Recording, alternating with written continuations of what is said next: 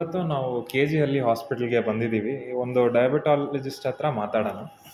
ಆ, ಇದು ಸಕ್ಕರೆ ಕಾಯಿಲೆ ಇಲ್ಲ ಮಧುಮೇಹ ಅಂದರೆ ಏನು ಸರ್?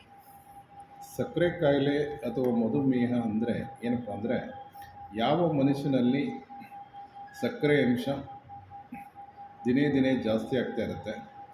ಅಂದರೆ ಅದನ್ನು ನಾವು ಇಂಗ್ಲೀಷಲ್ಲಿ ಹೆಂಗೆ ಹೇಳಬೇಕು ಅಂದರೆ ಪರ್ಸಿಸ್ಟೆಂಟ್ ಹೈಪರ್ಗ್ಲೈಸಿಮಿಯಾ ಅಂತ ಇಂಗ್ಲೀಷಲ್ಲಿ ಕರಿತೀವಿ.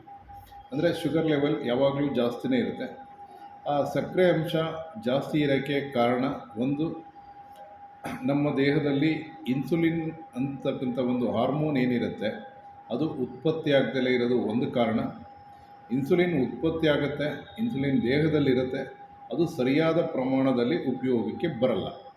ಈ ಎರಡು ಕಾಯಿಲೆಗಳಿಂದ ಸಕ್ಕರೆ ಕಾಯಿಲೆ ಬರೋವಂಥ ಚಾನ್ಸಸ್ ಇರುತ್ತೆ. ಇದನ್ನು ನಾವು ಸಕ್ಕರೆ ಕಾಯಿಲೆ ಅಂತ ಕರಿತೀವಿ. ಇದು ಸಕ್ಕರೆ ಕಾಯಿಲೆ ಒಂದೇ ವಿಧಾನ ಇಲ್ಲ ಇದ್ರಲ್ಲಿ ಬೇರೆ ಏನಾದರೂ ವಿಧಗಳಿದೆಯಾ ಸರ್?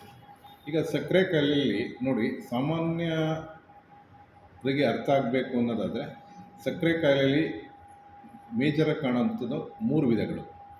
ಒಂದು, ಹುಟ್ಟಿನಿಂದ ಬರ್ತಕ್ಕಂಥ ಸಕ್ಕರೆ ಕಾಯಿಲೆ, ಅದನ್ನು ನಾವು ನಮ್ಮ ಮೆಡಿಕಲ್ ಟರ್ಮಲ್ಲಿ ಇನ್ಸುಲಿನ್ ಡಿಪೆಂಡೆಂಟ್ ಡಯಾಬಿಟೀಸ್ ಅಂತ ಕರಿತೀವಿ. ಇನ್ನೊಂದು, ವಯಸ್ಕರಲ್ಲಿ ಬರ್ತಕ್ಕಂಥ ಸಕ್ಕರೆ ಕಾಯಿಲೆ, ಅದನ್ನು ಟೈಪ್ 2 ಡಯಾಬಿಟೀಸ್ ಅಂತ ಕರಿತೀವಿ. ಇನ್ನೊಂದು, ಗರ್ಭಿಣಿಯರಲ್ಲಿ ಬರ್ತಕ್ಕಂಥ ಸಕ್ಕರೆ ಕಾಯಿಲೆ, ಇದನ್ನು GDM ಅಂತ ಕರಿತೀವಿ.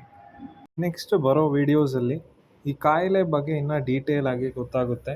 ಮತ್ತು ಅದಕ್ಕೆ ಏನೇನು ಊಟ ಮಾಡಬೇಕು, ಅದಕ್ಕೆ ಬೇರೆ ಏನು ಲೈಫ್ ಸ್ಟೈಲ್ ಚೇಂಜಸ್ಸು, ಮತ್ತು ಅದು ಟ್ರೀಟ್ಮೆಂಟು, ಮತ್ತು ಅದು ಹೆಂಗೆ ಫಾಲೋ ಮಾಡಬೇಕು ಎಲ್ಲ ಡೀಟೇಲ್ಸ್ ಕೊಡ್ತೀವಿ.